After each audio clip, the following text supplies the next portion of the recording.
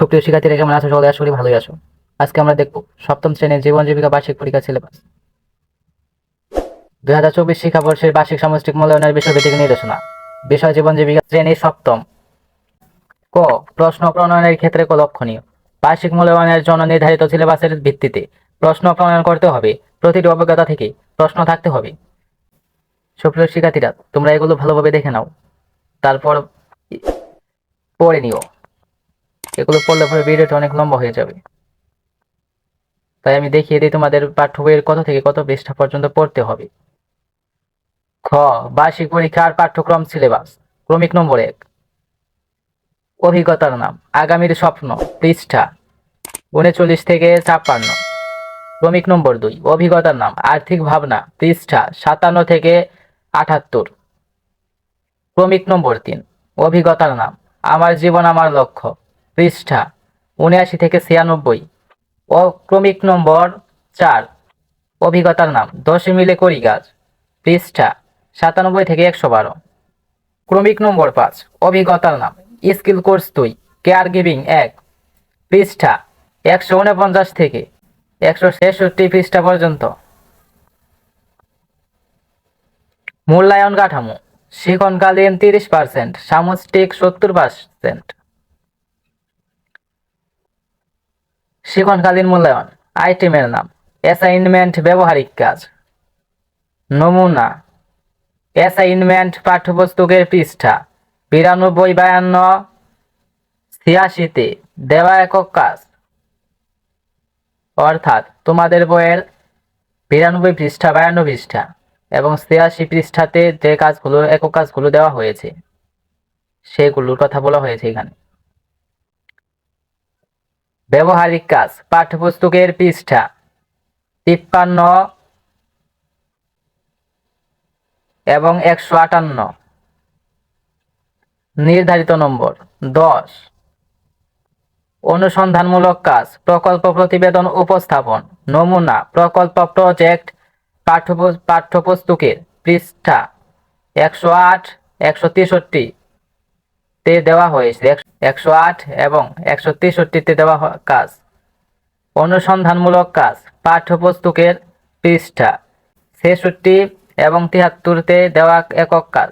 নির্দেশনা। শিক্ষক প্রতিটি ক্যাটাগরিতে উল্লেখিত নমুনা কাজগুলো থেকে এক বা একাধিক কাজ শিক্ষণকালীন মূল্যায়নের জন্য বেছে নিতে পারেন, অথবা নিজেদের সুযোগ সুবিধা অনুযায়ী সবকটি কার্য সম্পন্ন করতে পারেন। তবে সেক্ষেত্রে ক্যাটাগরি অনুযায়ী নির্ধারিত সবগুলো কাজের গড় নম্বরকে 30 নম্বরের মধ্যে উল্লেখ করা যেতে পারে। শ্রেণীর কাজ পাঠ্যপুস্তকে সন্নিবেশিত একক ও দলগত কাজ। ছক পূরণ, বক্স পূরণ, ফ্লোচার্ট অঙ্কন। নির্ধারিত নম্বর 10।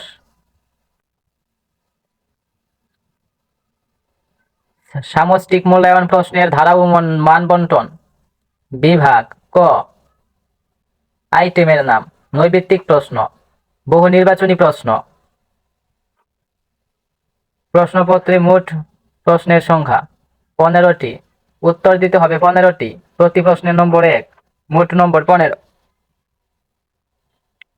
বিভাগ ক এর এক কথায় উত্তর প্রশ্ন,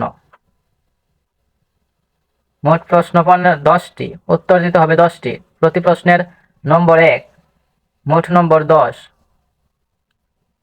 বিভাগ খ, সংক্ষিপ্ত উত্তর প্রশ্ন। প্রশ্নগুলোর মোট প্রশ্নের সংখ্যা 10টি, উত্তর দিতে হবে 10টি। প্রতি প্রশ্নের নম্বর 2,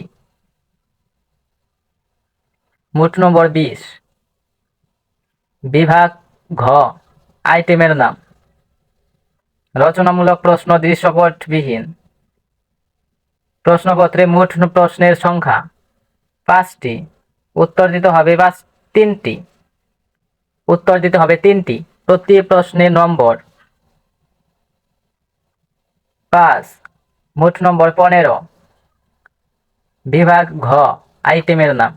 রচনামূলক প্রশ্ন, দৃশ্যপট নির্ভর। প্রতিটি দৃশ্যপটের বিপরীতে 2টি অংশ থাকবে। প্রশ্নপত্রের মোট প্রশ্নের সংখ্যা 7টি, উত্তর দিতে হবে 5টি।